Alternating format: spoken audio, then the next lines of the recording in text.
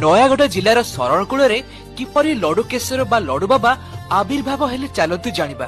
ହଜାର ହଜାର ବର୍ଷ ତଳେ ଏଠାକାର ଭଣ୍ଡାର ପାହାଡ ତଳେ ବାଣାସୁର ନାମକ ଏକ ରାକ୍ଷସ ସ୍ୱୟଂ ଆବିର୍ଭୂତ ଶିବଲିଙ୍ଗକୁ ପୂଜା କରୁଥିଲା, ଯେଉଁଥିରେ ଅର୍ଦ୍ଧଚନ୍ଦ୍ର ଏବଂ ସୁଦର୍ଶନ ଚକ୍ରର ଚିହ୍ନ ଖୋଦିତ ଥିଲା। ବାଣାସୁରର ମୃତ୍ୟୁ ପରେ ସେହି ପାଷାଣ ରୂପକ ଶିବଲିଙ୍ଗଟି ହଜାର ହଜାର ବର୍ଷ ଧରି ପୂଜା ପାଇପାରିନଥିଲା। ସେଇଥିପାଇଁ ଦେବୀ କାମଧେନୁ ହରିହର ଗ୍ରାମର ଲଡୁ ବେହେରା ନାମକ ଗୌଡ ଘରେ ଏକ କଳା ଗାଈ ରୂପେ ଜନ୍ମ ହେଲେ।